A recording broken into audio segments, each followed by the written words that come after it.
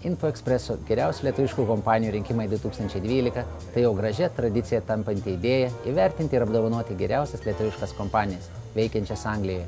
Į vieną žodį geriausia telpa visi įmanomi būdvardžiai – inovatyviausia, paslaugiausia, lankščiausia, patikimiausia, profesionaliausia ir visokia kitokia.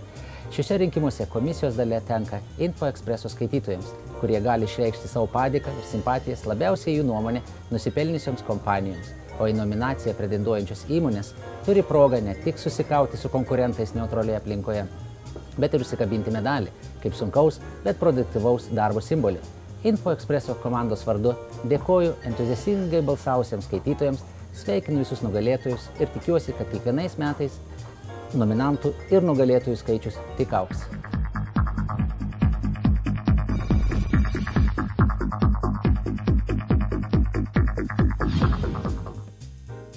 Kalbamės su geriausios 2012 metų apskaitininkų kompanijos Baltija Consultancy savininkė Julija Juškaitė. Julija, kaip Jūs manote, kodėl skaitytojai geriausią 2012 metų apskaitininkų kompaniją išrinko būtent Jūsų kompaniją? Aš tikiuosi ir kad aš manau, kad vis dėlto jie išrinko dėl to, kad tai, ką aš jam padariau, tai, ką aš jam sutvarkiau, dėl tų klausimų, kurie kreipėsi, kad viskas buvo sutvarkyta gerai, dėl to ir, kaip pasakyti, pagal rekomendacijas žmonių, manau, kad dėl to ir kaip ir prabalsavo, toliau šiek tiek padariau mažą tokią agitaciją reklaminę, Facebook'e įdėjau irgi tokias kaip ir nuotraukos, prierašus, taip pat savo klientam artimiem išsiunčiau e-mailus su prašymais balsuoti ir dėl to surinkau gan nemažą kiekį, reiškia, balsuotojų. O kuo Jūsų manymu Jūs išsiskyrėte iš gausaus būrio savo konkurentų?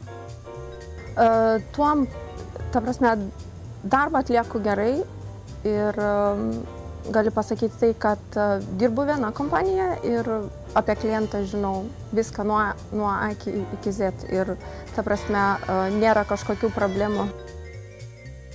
Nėra kažkokių problemų dėl, kad žmogus paskambino ir pradeda pasakoti, kad aš jums kažkada skambinau, aš kažko kreipiausi, ta prasme visada viską žinau ir pašalpas tvarkau tikrai labai gerai ir turiu didelę patirtį toj srity. O kokia buvo Jūsų verslo pradžia? Kokia viso sumanymo istorija? Sumanimo istorija jau viskas prasidėjo gan senai, 6-7 metai atgal.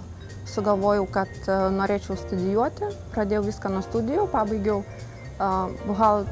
buhalterę, reiškia, ir finansinių sistemų apskaitininkę. Ir tada po universiteto pabaigimo pradėjau ieškotis, kur galėčiau atlikti praktiką.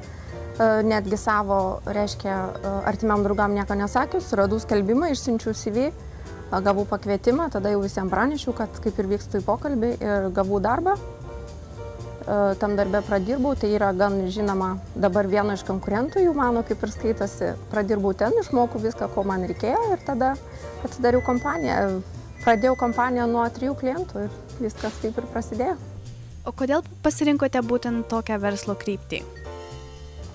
Tokią verslo kryptį pagal tai, kad man visada domino matematika, buhalterija ir dėl to ir kaip ir pabaigiau mokslus, iš karto pradėjau ieškotis tokio panašaus darbo. O ką Jūsų manymu reikia daryti versle, kad viskas eitųsi kaip iš pypkės?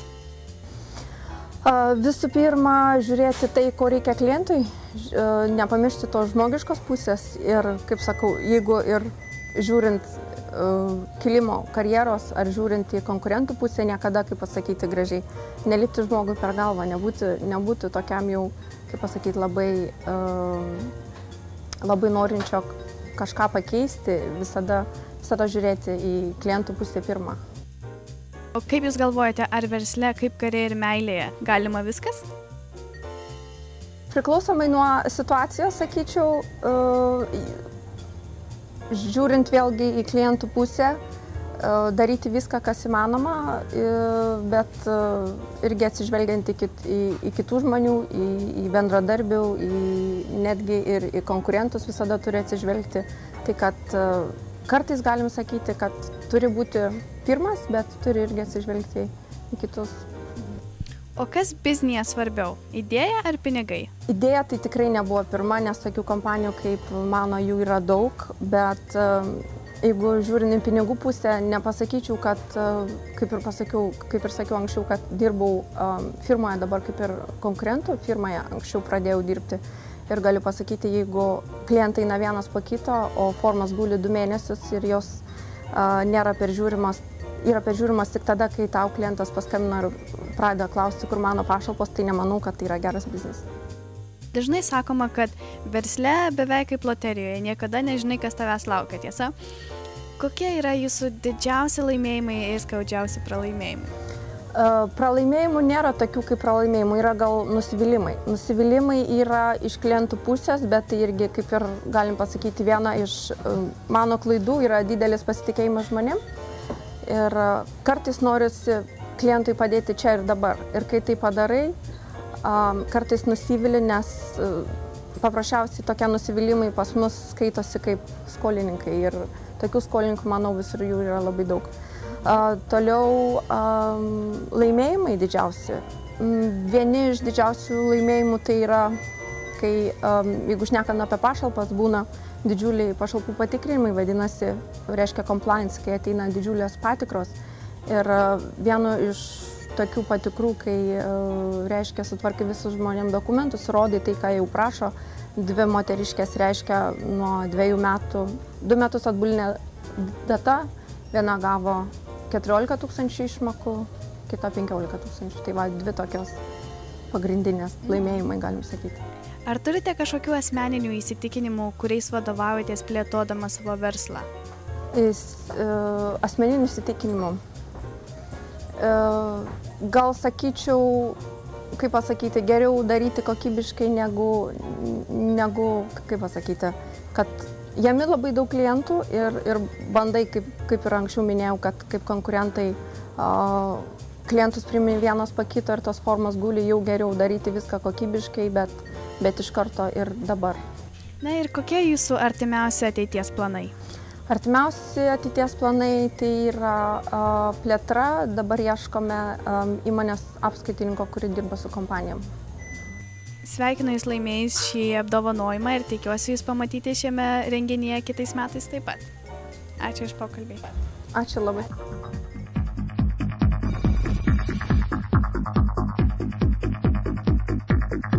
Kalbamės su geriausiu 2012 metų restorano Bernelių užeiga bendrasavininku Rolandu Kačinsku. Sveiki, Rolandai. Kaip manote, kodėl skaitytojai geriausiu 2012 metų restoranu išrinko būtent Bernelių užeigą? Turbūt jau, kad atsiduodam 100% darbui, maisto kokybė aplinka ir be galo didelis ačiū jam. Kuo jūsų galva jūs išsiskyrėte iš viso gausaus jūsų konkurentų būrio?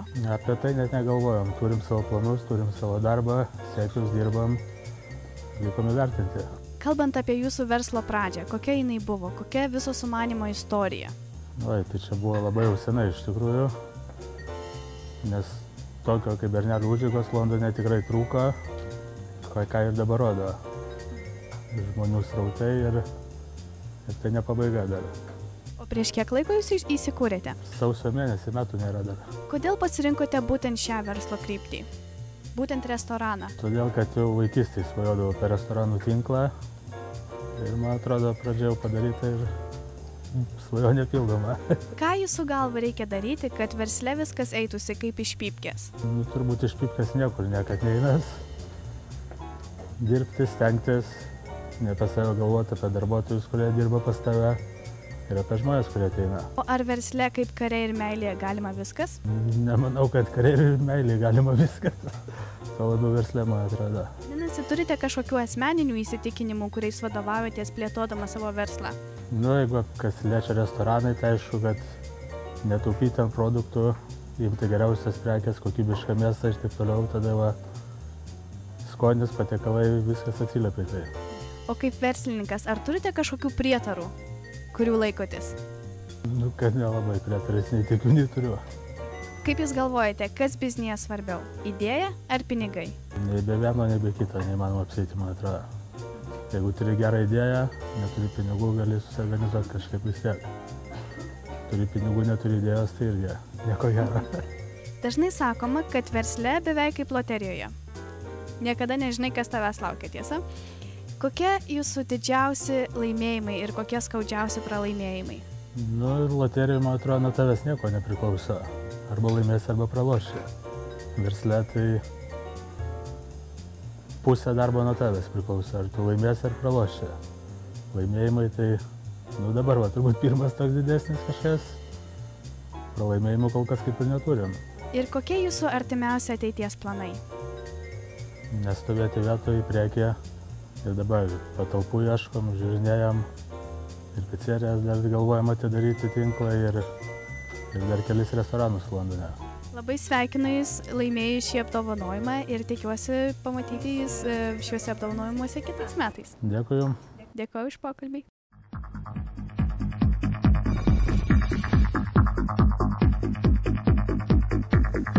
Dovydai, kaip galvojate, kodėl metų naujokų skaitytojai išrinko būtent Lituanika TV?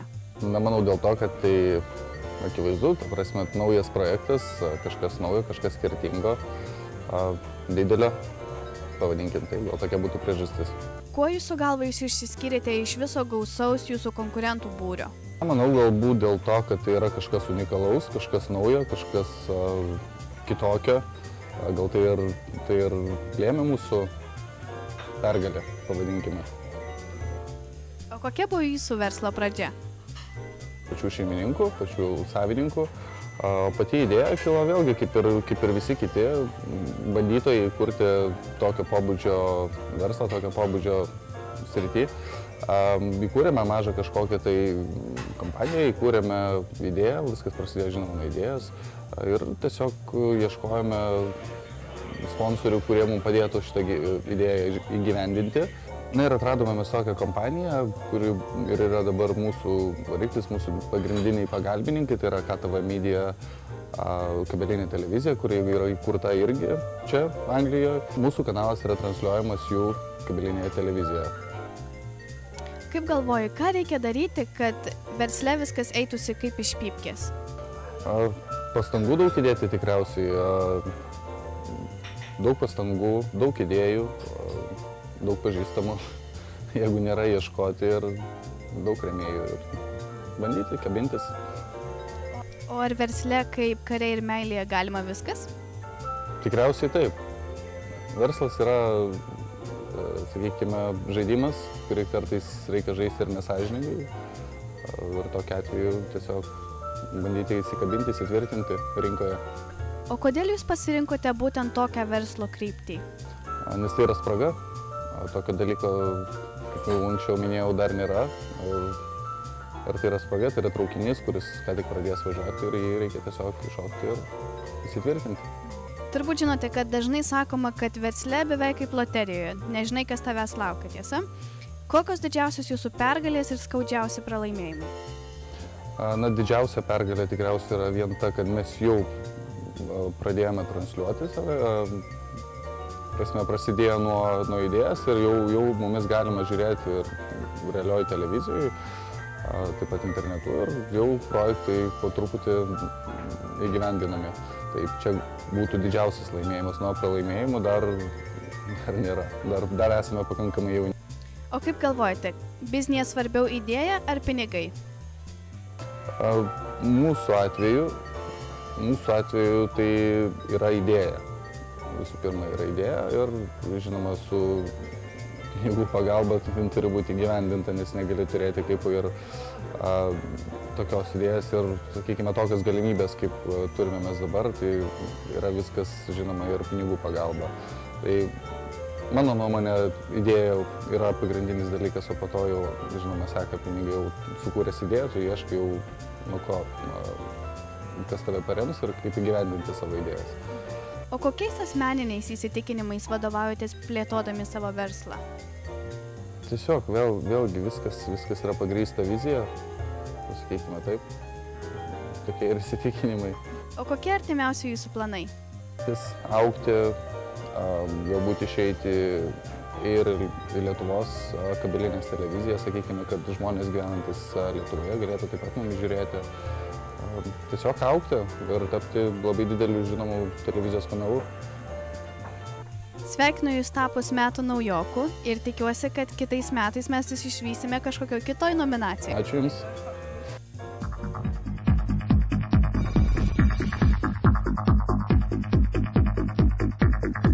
Kalbamės su geriausio 2012 metų autoserviso LT Motors atstovais Svajūnu Vilkinu ir Artūru Rotar. Kaip manote, kodėl skaitytojai pas geriausio 2012 metų autoservisu išrinko būtent LT Motors? Galbūt dėl to, kad jie mumis pasitikė. Ir dėl mūsų aptarnavimo ir įdėtų pastangų, daugiamečių pastangų į mūsų darbą ir bendravimą su klientais. Kuo Jūsų galva Jūs išsiskyrėte iš gausaus būrio konkurentų? Na, mūsų manymu tai kokybė, paslaugų kokybė, tai ko gero viena aukščiausių šioje srityje, bei mūsų klientų aptarnavimas labai aukštame lygyje, bei mūsų meistrų kvalifikacija. Kalbant apie Jūsų verslą, kokia buvo pradžia, kokia viso sumanymo istorija? Pradžia buvo labai kukli. Turėjom tik vieną keltuvą. Dirbome vienose mažose tokiuose patalpose ir turėjom tik 2 kvalifikuotus darbuotojus. Kaip šiuo metu mes turime jau 3 didelės patalpas, turim 3 keltuvus, turim dažymo kamerą, užsiemam ir kebuliniais darbais, dažymais, visais darbais, kuriuos gali atlikti servisas. O prieš kiek metų įsikūrė Jūsų autoservisas? Rugsėjo 28 buvo 4 metai. Kodėl pasirinkote būtent šią verslo kryptį? Na, visų pirma, įmonės vadovas, kuris įkūrė šį autoservisą, jis užsiiminėjo automobiliais ir tiesiog, kadangi jam teko dažnai lankytis įvairiuose autoservisuose, tiesiog nerado tinkamo, kuris būtų toks, jog apimtų visas automobilio aptarnavimo sritis ir toks, jog būtų sąžiningas ir patikimas. Toks, kad atvežė automobilį, atremontavo ir daugiau nebegrįžė.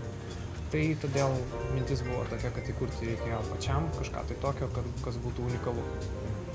Ką reikia daryti versle, kad viskas eitųsi kaip iš pypkės?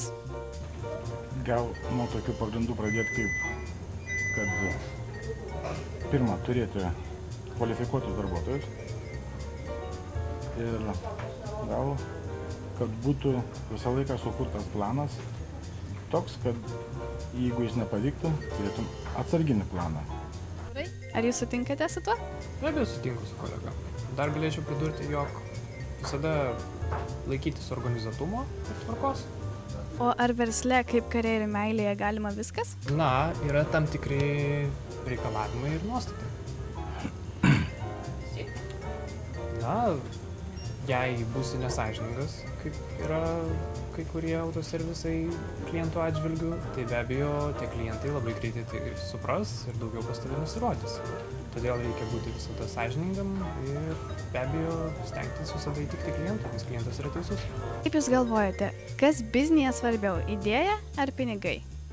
Aš galvoju, kad ir idėja, ir pinigai, bet to ir biznio nebūtų. Šiaip reikalingi abu dalykai. Idėja ir pinigai, vienas be kito čia kaip ir, nesutiktų tas dalykas. Manau, kad reikia ir šito, ir šito. Dažnai sakoma, kad versle beveik kaip loterijoje, niekada nežinai, kas tavęs laukia, tiesa? Kokie yra Jūsų didžiausi laimėjimai ir kokie skaudžiausi pralaimėjimai? Mūsų didžiausi laimėjimai. Tai galime paminėti, jog 2 metai iš eilės mums bus įteiktas šis apdovanojimas, o pralaimėjimai tai vėlgi dėl tam tikrų nesąžiningų asmenų kartais patiriame nuostolių. Ar yra kažkokių asmeninių įsitikinimų, kuriais vadovaujatės plėtodami verslą? Mums būtų daugiau mūsų pačiam vadovai. Gal jis jį galėtų atsakyti tiksliau, nes mes tik esam kaip atstovaujame jo vardu. Tai reikėtų paklausti čia jo. O kaip autoserviso darbuotojai arba tiesiog kaip verslininkai iš dalies, ar turite kažkokių prietarų, kurių laikotės? Tarkim, kiekvieną dieną darbe? Gal ne kiek prietarų, kiek turim tokių kaip tradicijų. Kokių tradicijų? Švęst gimtadienius su kolektyvu, kalėdas, Mėgstam laikyti žuvį. Čia yra kaip viso kolektyvo tradicija. Taip, Vadinasi, jūsų kolektyvas yra lik viena didelė šeima. galima būtų tai pavadinti. Na ir kokie jūsų artimiausi ateities planai? Plėtra, be abejo, įsigyti naujų keltuvų, padidinti darbo vietų skaičių, įdarbinti kvalifikuotus darbuotojus, meistrus, na ir siekti tobulybės. Na, sveikinu Jūs laimėjus šį apdovanojimą ir tikiuosi Jūs pamatyti kitais metais. Ačiū.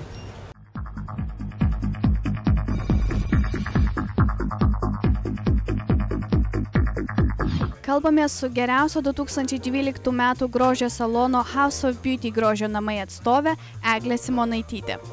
Eglė, kaip galvojate, kodėl geriausio 2012 metų grožio salonų skaitytojai išrinko būtent House of Beauty grožio namus? Atsakymas labai paprastas, manau, todėl kad mes to nusipelnė, mes geriausiai teikiam paslaugas ir tiesiog gal žmonės, vieta mūsų gera, darbuotojai geri, administratorė gera, savininkai nuostabūs, už tai ir išrinko. O kaip Jūs galvojate, kuo iš gausaus būrio konkurentų išsiskyrė būtent Jūsų salonas? Už tai, kad pas mus yra vieta, kaip ir sakiau, Azdai, kur yra daug žmonių vaikšto, viską žmonėm nereikia važiuoti į centrą, belsis nereikia, o objekto negyvena daug lietuvių, nepaslaptis. Tad manau, kuo geriausia dar savo teikiamomis paslaugomis, galbūt jaukumu salono ir visų kitų. Jei kalbant apie verslo pradžią, ar prisimenate, kokia buvo Jūsų verslo pradžia? Kokia buvo salono verslo pradžia? Verslo pradžia, kaip ir visur, nebuvo lengva, reikėjo ir susirasti klientų, reikėjo išlaukti momento, kada pas mus jie vėl sugrįž, bet kaip esam labai geri, tai jie ir sugrįžo pas mus. O kodėl pasirinkote būtent šią kryptį? Kodėl grožio salonas? Todėl, kad šitas grožio salonas yra 2 šeimų, bet mūsų savininkiai, manau, kiekvienos moters buvo svajonė, arba yra bent jau turėti tą grožio saloną, nes visam patinka puoštis ir prieš veidrodį stovėti. Tad jai padovanojo visą pradžią jos vyras, nes buvo kaip tik Azdai nuomojama vieta, patalpa ir jie tiesiog buvo reikiamu laiku tinkamai vietoj. Taip jisai atsirado. O kaip galvojate, ką reikia daryti, kad versle sektųsi viskas kaip iš pypkės? Pirma, reikia atiduoti daug laiko, daug dėmesio, daug investuoti, o svarbiausia viską daryti iš širdies. Tada viskas ir grįžta. Kaip galvojate, ar versle kaip kare ir meilėje galima viskas? Visų pirma, aš nemanau, kad kare ir meilė galima viskas, o ypač versle. Kaip sako, už tai šoksi žemai kartais gali kristi, o verslas yra slidus dalykas, kaip ir meilė ir karas. Jeigu geras laikas, tai svarbu laiku pradėti ir žinoti, ką darai. Vadinasi, turite kažkokių asmeninių įsitikinimų plėtodami savo verslą? Plėtodami verslą yra labai svarbu bendravimas, ypač grožio salone. Tu visą dieną būni su žmonėm. Reiškia, turi jiem ir šypsotis, o žmonių ateina visokių. Tad kaip daug darbuotojų mes stengiamės bent jau kiek galim šypsotis, su jais bendrauti, suteikti tai, ko jie nori ir išklausyti jų. Ir jeigu tu žmogų išklausai, jeigu tu jiem padedi arba išsirenki kokią ar spalvą ar dar ką nors, jie lieka patenkinti, jie pas tave sugrįžta. O kaip galvojate, kas svarbiau biznyje, idėja ar pinigai? Su pirma, turėdamas pinigų neturėsi verslo, pirmą reikia turėti idėją. Kai turi idėją, tada reikia žiūrėti, ar tu turi tam pinigų, nes ir draugui gali pasakyti idėjas, nueis ir pasidarys, ką nors, ar tu sėdėsi. Tai... Turbūt, žinote, dažnai sakoma, jog versle beveik kaip loterijoje, niekada nežinai, kas tavęs laukia, tiesa? Kalbant apie Jūsų grožio saloną, kokios didžiausios Jūsų pergalės ir skaudžiausi pralaimėjimai? Pralaimėjimų mes dar neturėjom, o didžiausia pergalė vien už tai, kad aš jau sėdžiu čia ir mes išrinkti geriausią saloną. Ir apie Jūsų ateities planus. Kokie artimiausi ateities planai? Visų pirma, tai yra tobulėti, nesilikti nuo naujovių, suteikti žmonėm ir toliau, ką mes galim patį geriausią servisą, bendravimą ir visą kitą. Sveikinu Jūs laimėjus šį apdovanojimą ir tikiuosi, kad pamatysime Jūs renginyje ir kitais metais. Dėkui už pokalbį. Labai dėkui.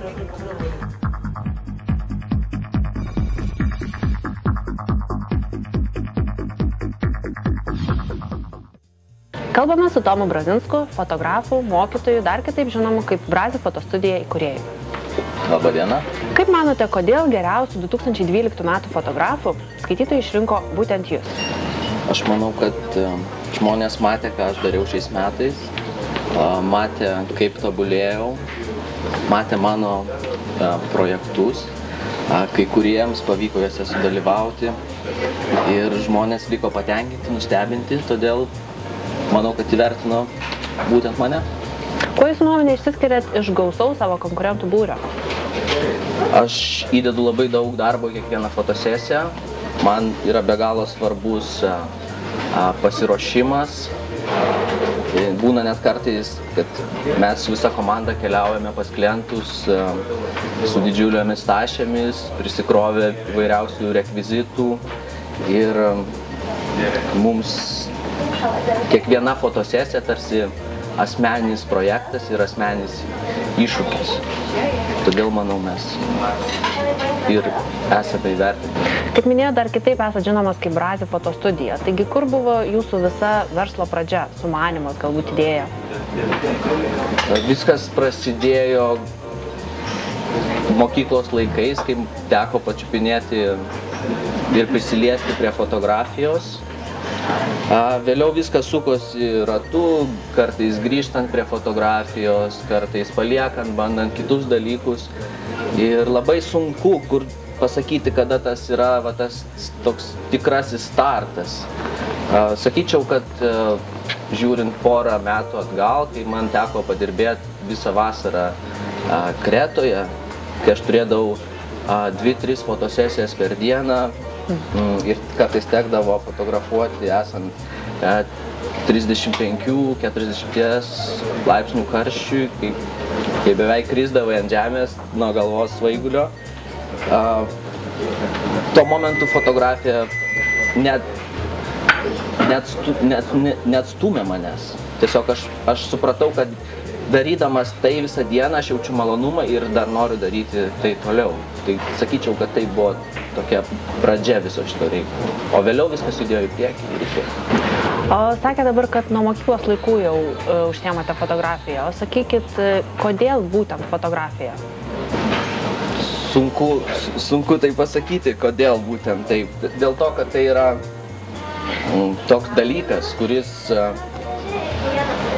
teikia malonumą. Aš galiu į tai pasinerti, matau ir kuriu naujas idėjas, žinau, kad galiu tobulėti ir tai tiesiog įsuka. Tai manau, todėl. Gal turit kažkokių patarimų, ką daryti, kad būtent jūsų srities versle, jeigu taip galima pasakyti, viskas eitųsi sklandžiai ir kaip iš pypkės? Pirmas dalykas, tai turite mylėti savo darbą, turite mylėti tai, ką darote, domėtis ir daug dirbti. O ar versle, kaip ir kare ir meilėje, galima viskas, jūsų manymu? Bent jau mano srityje aš nenaudoju kažkokių nešvarių veiksmų ar dar kažko. Net neįsivaizduoju, kas tai galėtų būti kažkokie nešvarūs dalykai tokiam dalyke kaip fotografija. Nes vienintelis dalykas, kuris tai reprezentuoja, tai yra tavo darbas, tavo fotografijos. Jūsų kaip menininko požiūriu, kas svarbiau versle ar bet kokioje veikloje, idėja ar pinigai? Vienareikšmiškai idėja, nes ne visada už pinigus gali nupirkti idėją, o turint idėjų, turint žmonių, kurie tave palaiko, truputį investuojant, visada galima uždirbti pinigus. Dažnai sakoma, kad versle kaip ir loterijoje, niekada nežinai, kas tavęs laukia. Taigi, kokie buvo jūsų didžiausi laimėjimai ir pralaimėjimai? Laimėjimai tai tikriausiai visas tas judėjimas į priekį, susipažinimas su daug puikių žmonių, darbas ir bendravimas su savo srities specialistais, ekspertais, turiu omeny kaip visažistais, plaukų specialistais ir kitais kūrybingais žmonėmis. Galbūt turite kažkokių asmeninių įsitikinimų ar prietarų, kuriais vadovaujatės, dirbdama savo darbą? Vienintelis įsitikinimas tai, kad darbas turi teikti malonumą. Nes jeigu šito nėra, nematau ir nėra prasmės to daryti. Ir paskutinis klausimas, kokie būtų jūsų artimiausi ar galbūt tolimesni ateities planai? Planų turiu daug, neslėpsiu. Tai artimiausias planas, tai projektas Kipre jau gruodžio pradžioje. Kitais metais taip pat tęsime tuos pačius darbus, ką darėme ir šiais metais. Pažadu, tikrai bus daug įdomių projektų, kai kas jau yra užrašyta ant popieriaus, pradėta dėlioti, kai kas dar yra galvoje. Žinoma, tęsim ir fotografijos mokymus. Dėkui už pokalbį, Tomai. Dėkui.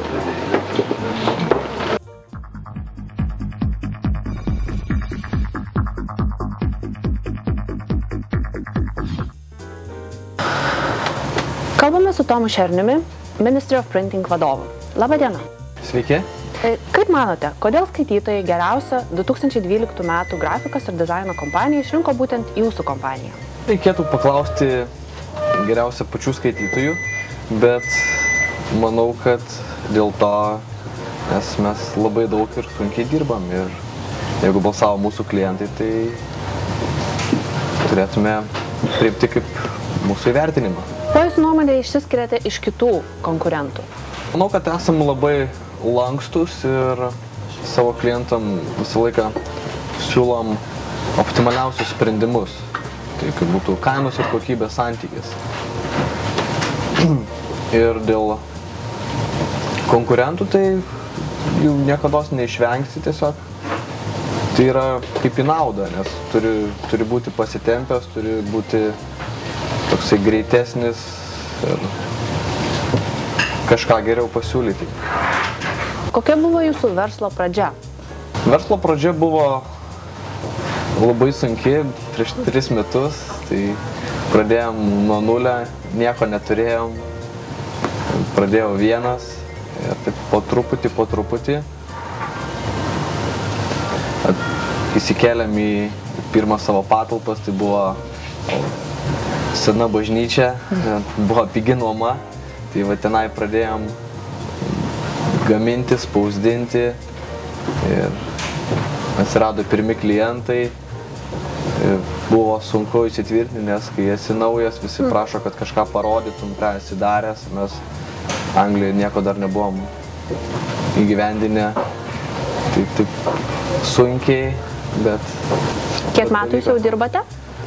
2009 mes įkūrėm šią įmonę ir nuo tada dabar 3 metai. Ir kas lėmė tai, kad pasirinkot būtent šią verslo kryptį? Dėl verslo krypties apsispręsti buvo labai paprasta, kadangi baigiau Kauno technologijos universitete reklamos mokslus, baigiau magistratūros studijas ir dirbau Lietuvoje, taipogi su reklama spaustuvėse. Ir kiekvieną vasarą praleisdavau Anglijoje ir taip gavosi, kad po studijų čia apsistojau ilgesniam laikui ir pabandėm daryti reklamos verslą čia. Tiesiog buvo niša, nes nebuvo daug lietuviškų reklamos agentūrų, kurios galėtų pasiūlyti paslaugas, ir lietuviams.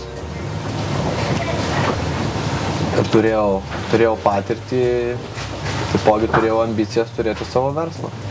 Kadangi jums sekasi labai gerai, gal turite kažkokių patarimų ir pasiūlymų, ką daryti, kad verslas eitųsi kaip iš pypkės?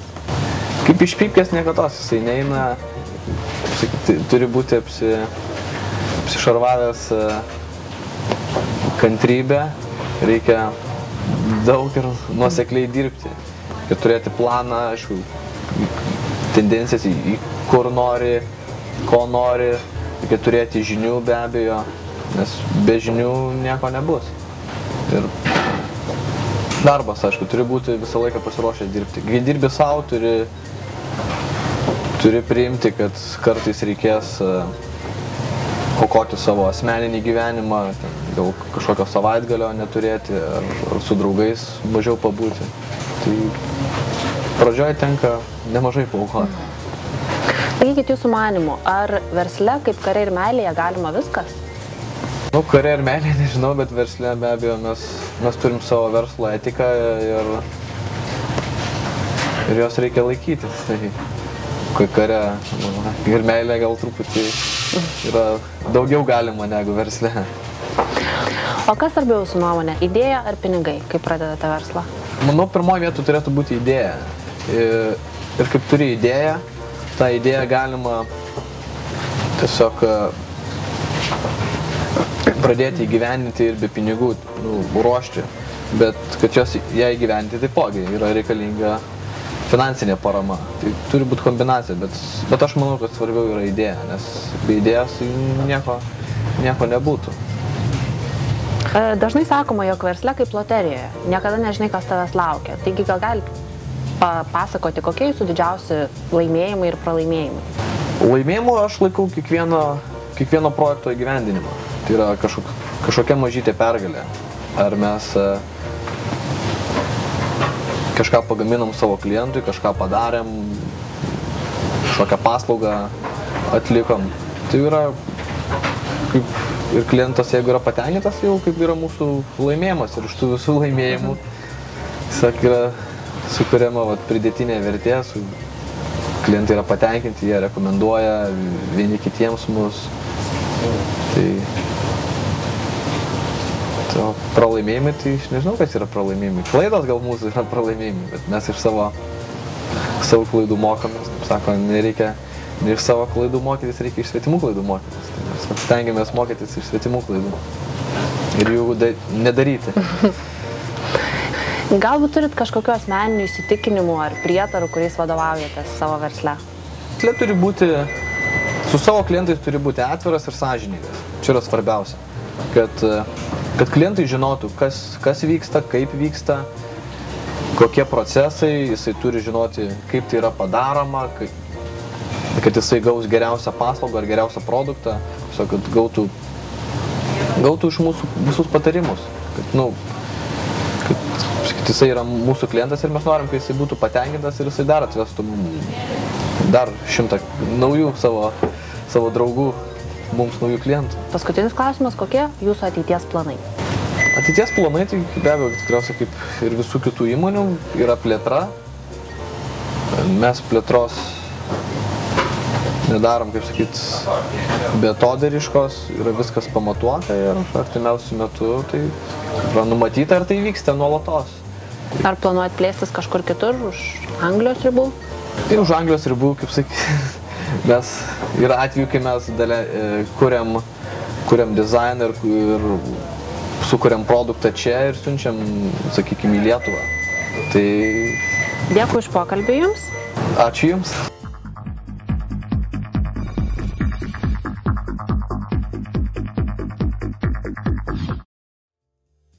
Labadiena, kalbame su projekto Hand in Hand organizatoriais. Gal galėtumėt prisistatyti? Sveiki, aš Žilvinas Navickis. Sveiki, aš esu Ieva Baužienė. Sveiki, Ieva Įsimaitė. Ir sveiki, Emilis Uvartas. Kaip manote, kodėl skaitytojai metų padėkos nominacijoje išrinko būtent jūsų projektą? Norėtume tikėti, kad praeitų metų rezultatai, sudėjus su šių metų rezultatais, būtent davė šį rezultatą. Praeitais metais pasiekime daug vertingų darbų, daug žmonės mums padėjo. Šiais metais parodėme, kad jų pinigai nenuėjo veltui. Ir tvirtai norėtume tikėti, kad būtent dėl to žmonės už mus ir balsavo. Kaip manote, kuo išsiskiriate iš kitų nominantų savo kategorijoje? Mes darome labdarą, ne tai, kad tik dėl savęs dirbame, o dėl mažųjų vaikų Lietuvoje. Tai nėra labai lengvas darbas, tai, kaip sakoma, tarptautinis netgi, tiek Lietuvoje, tiek čia mes turime didelį darbą atlikti. Ir tai, ką dabar matote, tai yra tiesiog kulminacija viso to sunkaus darbo. Visos veiklos pradžia ir sumanimo galbūt istorija. Sėdėjo maždaug prieš pusantrų metų, gal netgi sakyčiau. Idėja kilo vienam iš organizatorių. Turėčiau aišku paminėti, kad prieš tos pusantrų metų buvo suburta daug daugiau žmonių, negu kad čia dabar sėdi. Tų žmonių buvo, aš nežinau, gal 10-15. Ir vienas vaikinas, vienas didžėjus čia Londone reziduojantis, jisai turėjo tokią idėją, kad padarom kažką tokio, kad tie pasilinksminimai, kas savaitgaliniai, jie būtų naudingi kažkam tai. Įgautų prasmę. Jo, kad jie įgautų prasmę. Ta idėja, ta prasme, buvo priimta teigiamai ir jisai subūrė žmonių komandą, tačiau, kadangi tas visas organizavimas, jisai reikalauja be galo daug laiko, investavimo, atsakomybės prisiėmimas yra didžiulis prieš atlikėjus, prieš pačią ligoninę, prieš žmonės sukviestus, prieš rėmėjus, prieš visus. Ir tai, manau, daugelį atbaidė tiesiog nuo tęsimo to projekto, kadangi tai tikrai daug reikalauja jėgų. Tai va, pati pradžia buvo tokia ir dabar, ką matot, tai yra patys stipriausi žmonės išlikę nuo praėjusių metų. Kantriausi gal. Jo. Ką galbūt galėtumėte patarti žmonėms, kurie nori pradėti kažkokią panašią veiklą, tiesiog naujokams šitoj srity?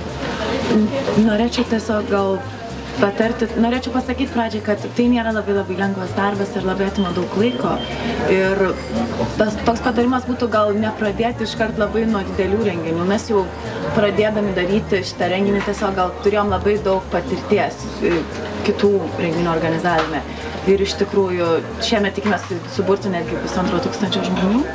Tai gal tavarsnė patarimas būtų toks, kad nepradėti iš karto labai didelio projekto, tiesiog po truputėlį, kadangi pernai subūrėm 700 žmonių, tai va, šiemet stengiamės geriau. Kitais metais gal tai taps grandiozinė. Tai va, gal tiesiog tai patarimas toks, iškart nepradėti. Kas paskatino imtis ir įgyvendinti būtent tokį projektą kaip Hand in Hand? Pati idėja buvo, ta idėja, kur davai padarykime, kad savaitgalis taptų ne vien linksmybėm, bet dar ir kažkokią prasmę turėtų. Antras dalykas - padaryti kažką gero ir ypač Lietuvos vaikam. Tai aš manau, kad visiems mums keturiem, ta prasme, tai turėjo paskatinimo. Ir trečias dalykas - iššūkiai. Išbandyti save didesniai auditorijai, didesniam renginiui, nes mes visi, kiek žinau, esame turėję mažesnių renginių tam tarpe. Ir tiesiog, tie trys dalykai. Dabar sakykit, įsivaizduoju, kad tikriausiai užsiemat ne tik šitą veiklą, dar turit ir kažkokius darbus galbūt, ar tiesiog kažką dar veikiat gyvenime. Ir sakykit, ar daug laiko, noro ir pastangų reikalauja noras padėti kitam? Be abejo, tai reikalauja labai daug laiko, tikriausiai sunku būtų ir įsivaizduoti, kiek to laiko atimam. Visi užsiemam skirtingą veiklą realiai.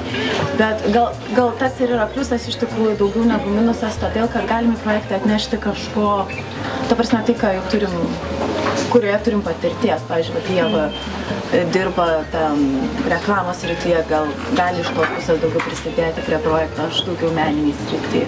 Žinės vadovaujantį darbą dirba. Vėlgi, tai gal tą visą struktūrą renginio geriau suorganizuoti. Emilis vėl savo srityje. Ta prasme, tai mūsų tiesiog darbinė patirtis padeda įgyvendinti projektą. Žodžiu, svarbu kiekvienam atrasti savo nišą. Ir tai vienas kitą papildydami, mes esam tiesiog didelė komanda, galėčiau. Labai smagu. Dažnai sakoma, kad gyvenime panašiai kaip loterijoje, niekada nežinai, kas tavęs laukia. Kokie jūsų didžiausi laimėjimai ar galbūt nusivylimai, pralaimėjimai? Pralaimėjimų prie šito projekto tikrai nėra, nes mes kaip žiūrime, tai yra patirtis, tai yra iššūkis su gera idėja, su gera potekste.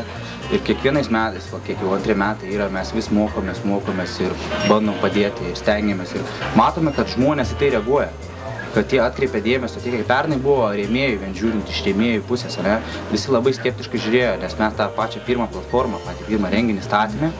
Šiemet, kai pateikėme pavyzdžius, pateikėme rezultatus, visi daug noriau priėmė tai ir tiesiog labiau prisidėjo. Sakyčiau, kad mūsų sėkmė yra, mes jau nugalėjome daugumą skeptikų, kurie tuo netikėjo. Ir šiais metais vien tuo projektu, jeigu juos pritraukėme, tai jau yra didelis laimėjimas. Atitolstant šiek tiek nuo projekto, kokiais asmeniniais įsitikinimais vadovaujatės gyvenime, asmeniniam galbūt? Asmeniniai įsitikinimai, ką žinau, nesiel taip nenorėtum, kad taip elgtųsi. Mano toks yra didesnis. Nuoširdumas, gerumas, padėk kitiem. Jo, man atrodo, jo mūsų veikloje yra be galo svarbus nuoširdumas ir nenorėjimas niekam kenkti, prasme, gėrio darimas, gėrio skleidimas.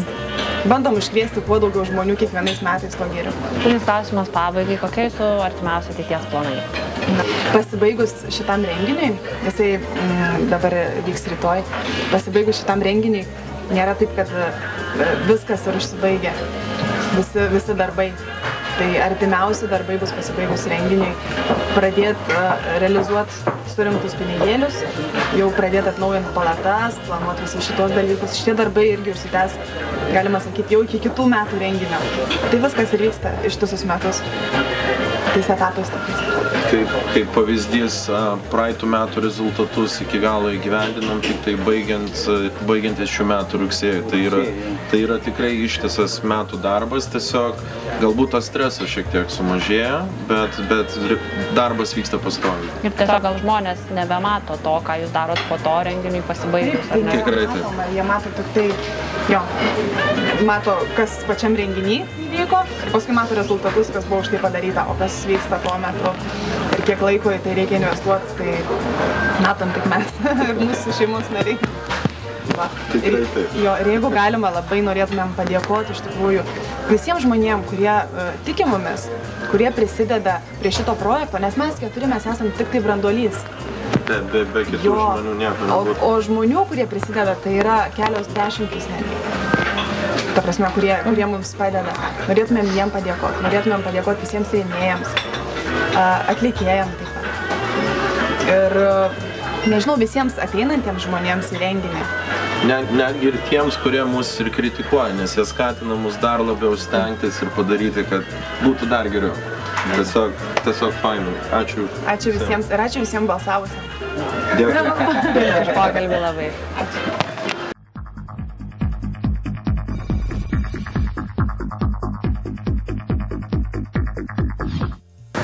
Kalbame su Audra Jurkoniene, kompanijos Business Help UK Group vadovė.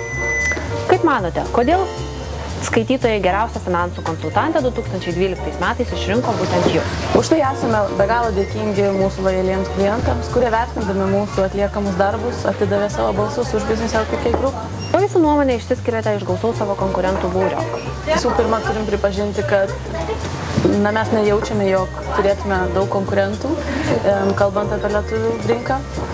Mes esame tikriausiai bene vienintelė įmonė teikianti tokio pobūdžio plataus profilio profesionalias paslaugas, finansinės, buhalterinės, konsultuojame verslo plėtros klausimais, investiciniais klausimais. Ir tikriausiai nesuklysiu sakydama, kad esame tikriausiai vienintelė įmonė, netvarkanti pašalpų, nes tai tiesiog neprofesionalu. Kokia pradžios istorija gal tiksliau? Verslo pradžia, kaip ir daugumai kitų, buvo tikrai sunki. Dirbant angliškoje buhalteriniai kompanijai Taxes Direct, po visų darbų grįžus namo tekdavo konsultuoti draugus, pažįstamus, visi klausinėdavo, kaip tvarkyti įmonės buhalteriją, kodėl galima susigrąžinti mokesčius, kodėl jas reikia mokėti ir panašiai. Tada ir nusprendžiau įkurti savo įmonę ir pagelbėti tautiečiams visais finansiniais buhalteriniais klausimais. Sakykite, Audra, kodėl pasirinkote būtent šią verslo kryptį? Kaip jau minėjau, dirbdama šioje srityje, tai tiesiog buvo natūralus pasirinkimas. Galbūt turite kažkokių patarimų ar pasiūlymų, ką daryti, kad versle viskas eitųsi kaip iš pypkės? Tikriausiai nėra vieno stebuklingo recepto, tačiau, kad gerai sektųsi versle, svarbiausia tikriausiai sukurti gerą komandą. Tikriausiai žinote posakį, kare ir meilėje galima viskas. Kaip manote, ar versle yra viskas lygiai taip pat? Tikrai ne. Versle visada privalu išlikti profesionaliems iki pat galo. Kas versle svarbiau, idėja ar pinigai? Manau, kad versle svarbiausia idėja. Turint pinigų, bet neturint idėjos, nemanau, kad galima ką nors padaryti. Dažnai sakoma, kad versle taip kaip loterijoje, niekad nežinai, kas tavęs laukia. Kokie jūsų didžiausi laimėjimai ir pralaimėjimai? Didžiausiais laimėjimais laikau mūsų sunkaus darbo įvertinimą, žmonių pripažinimą, mūsų įmonės reputaciją ir svarbiausia fantastiškas Business LPK Group kolektyvas. Ir paskutinis klausimas, kokie būtų jūsų artimiausi ar galbūt tolimesni ateities planai? Planų išties yra labai daug. Vienas iš jų yra teikti vadinamas gyvas konsultacijas internetu, ne tik apie įmonės verslo pradžią, apie tai, kaip teisingai pasirinkti legalų įmonės statusą, tačiau taipogi kaip plėtoti verslą. Konsultuosime įmonės marketingo klausimais, patarsime, kokia reklama efektyviausia ir kaip pasiekti maksimalių rezultatų. Na, o apie visus kitus planus sužinosite artimiausiu laiku. Dėkui, Audra, už pokalbį. Ačiū Jums.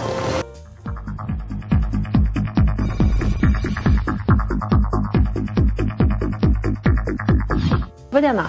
Kalbamės su Ingrida Mankevičienė, Denta Klinik vadovė. Labadiena. Labadiena. Kaip manote, kodėl skaitytojai geriausia 2012 metų odontologijos kliniką išrinko būtent jūsų kliniką? Na, šitie balsavimo rezultatai iš tiesų nudžiugino mus ir mūsų kolektyvą ir tai reikštų, kad mūsų dėtas darbas pasiteisino bei siekiami tikslai yra teisingi ir judame teisinga kryptimi. Gal tuomet galėtumėt pabrėžti, kuo išsiskiriat iš gausaus savo konkurentų būrio? Na, kitų odontologinių klinikų nelaikyčiau gal konkurentais, o daugiau bendradarbiais, bent jau norėtųsi, kad tai būtų. Ir gal galėčiau greičiau pasakyti, nuo ko mes skiriamės, o ko esame panašus. Mes kartu dirbame ir bandome padėti Rytų Europos piliečiams atvažiavusiems į šitą šalį, gal ir iš pirmo žvilgsnio atrodančiom ir nedidelėm sveikatos problemom įspręsti. Papasakokit, kokia buvo jūsų verslo pradžia? Na, todėl šiaip ir kilo šitą idėją sukurti kliniką, kuri būtų priimtina mūsų tėvynainiams. Priimtina ir tuo pačiu parodyti kitų tautų atstovams, mūsų nepriekaištingus privalumus, mūsų odontologų bei jų kompetenciją. Kodėl pasirinkot būtent šitą kryptį? Aš ir mano sesė, dabartinė mūsų mano bendra kolegė ir bendra savininkė, su medicina susidūrėme nuo mažų dienų. Mūsų tėvai yra medikai. Ir atvykus į Angliją 13 metų kažkur atgal, teko susidurti, kaip ir daugelį atvykusių, su medicinos pagalbos teikiamom problemomis. Tai didelėmis privačių kabinetų kainomis ir jeigu kreiptis per NHS, nelabai priimtinom ir įprastom gydymo metodikom bei aptarnavimu ir didelėmis eilėmis, tad susidarius tinkamam situacijai ir palaikomom artimų žmonių mes įgyvendinom savo idėją kurti odontologinę kliniką. Gal galite pasakyti, ką daryti, kad versle viskas eitųsi kaip iš pypkės? Nemanau, kad mums turi tokią nedidelę 5 metų patirtį galėtume atsakyti šitą klausimą, į kurį kartais net nelabai sako specialistai analizuojantis verslo sėkmės eigą. Manau, kiekviena kompanija praeina pro sėkmės ir nesėkmės kalnelius ir ne visada viską susumavus gali surasti nesibaigiančią sėkmės formulę. Manau, gal vienas iš kriterijų būtų sąžiningumas, ypatingai medicinos srityje. Tarsi tarno širdis, kur žmogus atėjęs galėtų pasijausti, kad jisai rūpi ir jo bus saugus ir jo bus pasirūpinta. Tikriausiai žinot posakį, kad kare ir meilėje galima viskas. Kaip manote, ar versle galioja ta pati taisyklė? Jūs tikriausiai turite omeny lipimą per kitų galvas, kai tikslas pateisina jo siekimo priemonės. Žiūrint į daugelį kompanijų formavimąsi, panašiai taip ir yra. Ir taip sekantis verslininkai tampa klestintis piniguose. Tačiau yra šiek tiek, manau, sudėtingiau, kai bandai remti sąžinę. Tad, manyčiau, priklauso, kokius tikslus savo iškeli. Kas jūsų manimų versle svarbiau? Idėja ar pinigai?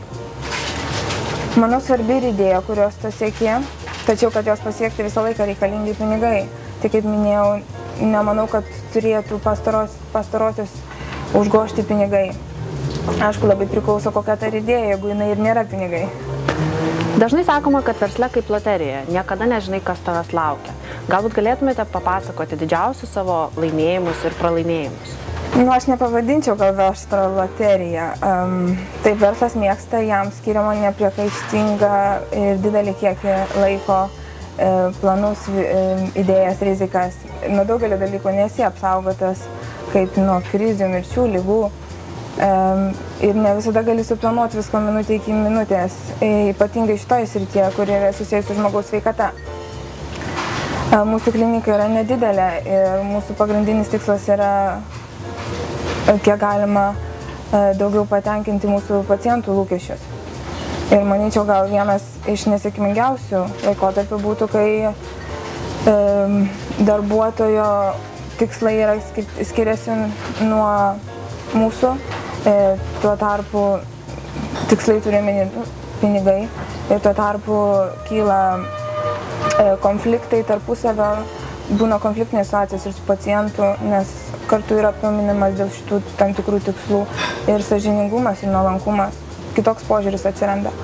O manau, didžiausias pasisekimas yra, kai bendro kolektyvo tikslas yra vieningas, tuomet rezultatai yra matomi. Ingrida, ar turite kažkokių asmeninių įsitikinimų ar galbūt prietarų, kai vadovaujate savo verslui? Na, kaip ir minėjau, tai būtų sąžiningumas, nuoširdumas. Ir mes nenorime, negalime atidarbinti darbuotojo, kurio tikslai skirtusi. Nes tai sukurtų konfliktinės situacijas ir tarp pacientų, ir tarp darbuotojų. Taipogi aš negalėčiau, taip galima sakyti, pardavinėti prekės, kurios pati nenaudočiau. Mums labai didelį pavyzdį yra palikę mūsų tėvai ir jų paliktas, jų požiūris į žmogų. Ir kaip visi žinome, žmogaus sveikata yra pats brangiausias dalykas, kurio negali net įkainuoti.